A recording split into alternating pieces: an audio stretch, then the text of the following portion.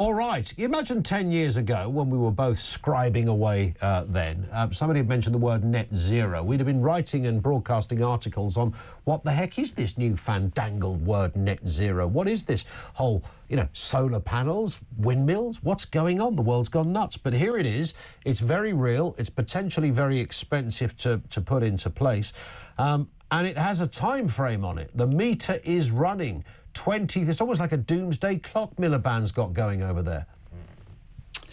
Yeah, I mean, they're talking 2030 to decarbonise the electricity grid. I mean, what's interesting, Ian, is that they've watered down already what they said during the election. They said it would be completely carbon-free by 2030. In the Plan for Change document that Keir Starmer announced last week, that's now 95%.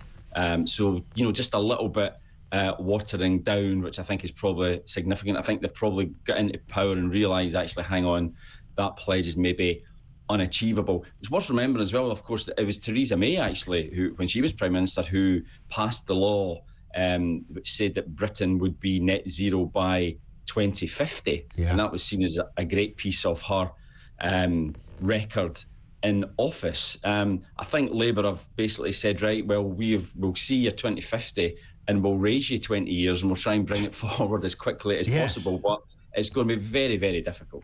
It's going to be hard. And, bearing in mind we are... the essence of all of this, Kevin, is the demise of planet Earth as we know it, whether it's, the conditions that humans will have to live in, be it here or elsewhere around the world where, other countries are more vulnerable to changing weather, whether it is that, whether it is wildlife, species extinct, places where you can no longer grow food. I mean, this is a sort of dystopian picture in its worst vision.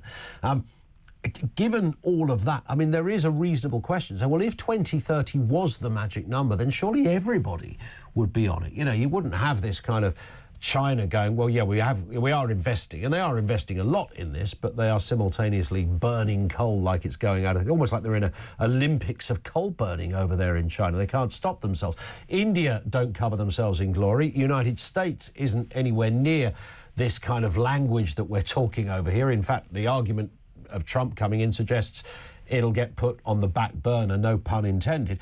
But this surely goes against basic logic. If it's about the saving of planet Earth, wouldn't everybody be on the same page?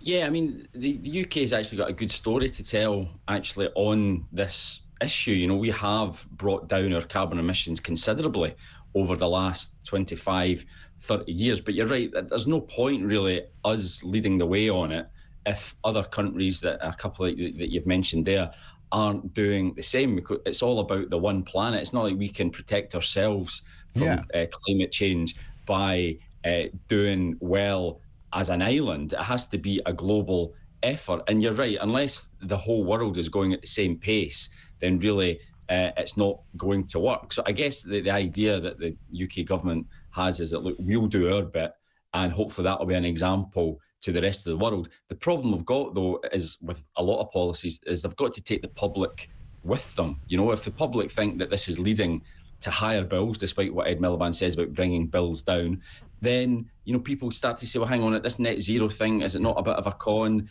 I'm not really that into it.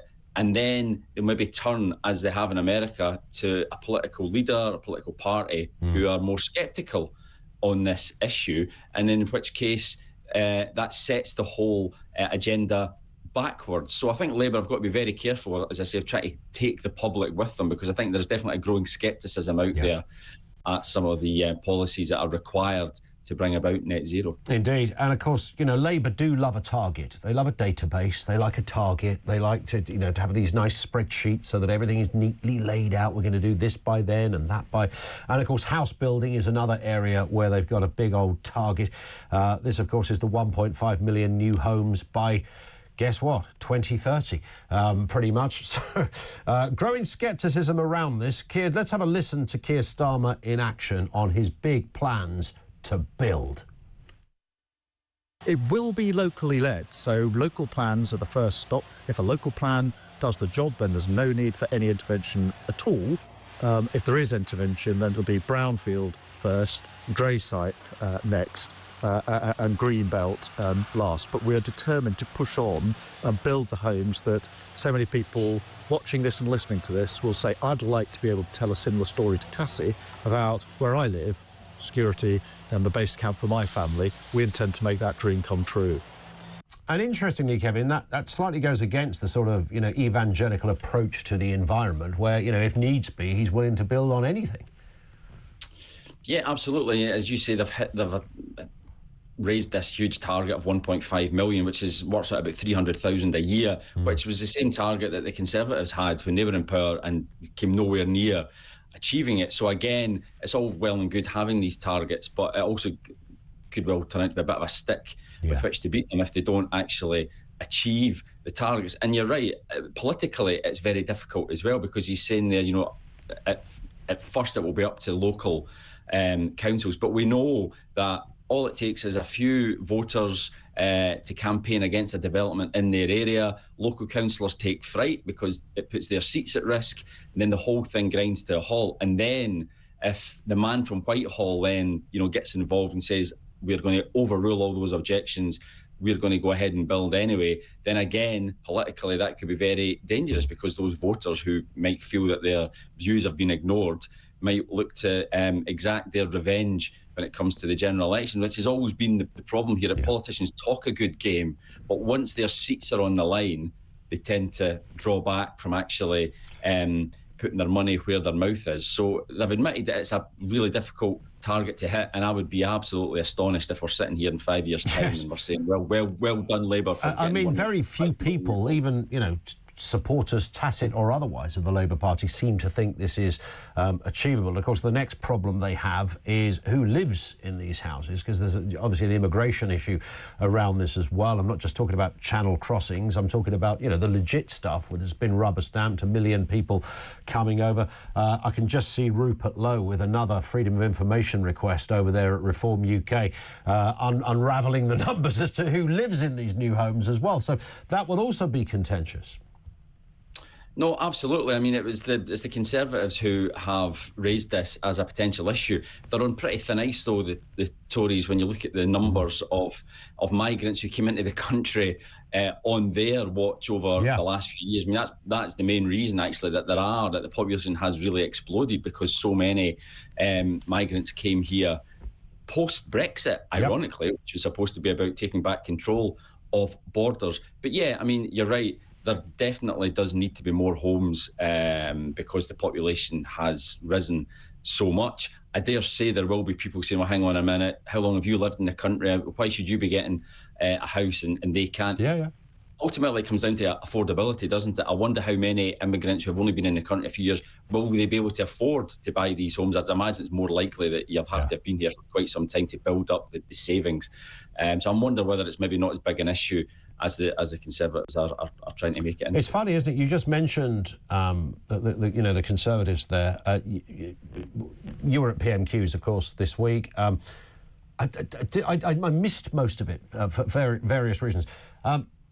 The Conservatives going on immigration, as I think they did this week at PMQs. I mean, I don't know who's advising the Tory leader at the moment, but that is a curious place to begin when you are a party who demonstrably failed on all of your promises on immigration.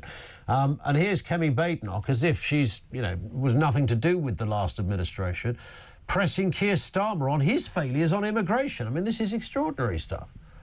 It was a big surprise. I mean, the thing to remember is, as well, is that the leader of the opposition has 6 questions. She doesn't have to use all 6 on the one topic. They tend to do that now, but they are able to maybe say 2 questions on this, then another 2 on something else, another 2. So they can cover a range of topics. But for some reason, she decided to go all 6 on immigration, which was also strange because outside at that time were all the farmers protesting. And you would have thought that maybe a couple of questions on the inheritance tax changes that Rachel Reeves brought in might have made more sense, because, again, that is quite an uncomfortable issue for Labour, and not least because they've got more rural MPs now than they did before the general election. So yeah, it left a lot of people scratching their heads. And I think we've discussed before, Ian, haven't we, that Kemi Badenoch hasn't got off to the best of starts as far as being Tory leader is concerned, and that one on Wednesday was a bit of an odd one as well. Yeah, it was, and you can just sort of see the Reform UK boys kind of hoovering up that space and asking and raising all of those issues that ordinarily would concern Conservatives. Final one here, Kevin. The UK economy plunging for the second consecutive month. Public confidence is down. This is despite Rachel Reeves' pledge for growth. Let's have a listen to the Chancellor explaining that she still really is very much a woman with a plan. The numbers on GDP are disappointing, but it's not possible to turn around more than a decade of poor economic growth and stagnant living standards in just a few months. But you'll see from the plans we've been announcing, whether that is the energy reforms we've published today, the reforms to build 1.5 million homes that we published yesterday, the pensions reforms, the creation of a national wealth fund, this government are getting on with the job in improving economic growth and driving up living standards. So there it is, Kevin. Economy contracting by 0.1% in October. I mean, she doesn't make an unreasonable defence in saying, look, we've only been here half an hour, but nonetheless, you know, this was meant to be a bit of a magic wand, a bit of a breath of fresh air, new Labour administration, confidence back in the economy. Certainly in those initial months, turning out exactly as they would have liked it. No, you're right, and it shrunk as well in September, so that's 2 months on the spin now. Yeah. She doesn't want that record to continue, not least because Labour made growing the economy considerably higher than it has been in the recent years than their number one mission. Yeah. And, they're relying very heavily on increasing the tax take from economic growth in order to fund lots of the projects that they want to implement over the next 5 years. So, yeah, if I was Rachel Reeves, I think I'd be pretty nervous right now. She doesn't want another month or 2 or 3 months of these types of figures. She really needs to start turning the corner now. And you mentioned there about optimism. One of the criticisms, I think quite justifiable actually, that Labour have had is that they were so gloomy about the economy when they came in. There was no sunny optimism about a bright new dawn. It was all about how there's a £22 billion black hole, the budget's going to be painful. And the budget was painful, lots of tax rises. And people pick up on that, voters pick up on that and think, oh, maybe I better not spend in the shops just in case, because it sounds like things are quite dicey. And what they want is people to go out and spend money now because they really need that economic growth and they need it quickly, or else Rachel Reeves is going to come under an awful lot of pressure. Indeed. Kevin, thank you as ever. Have a cracking weekend.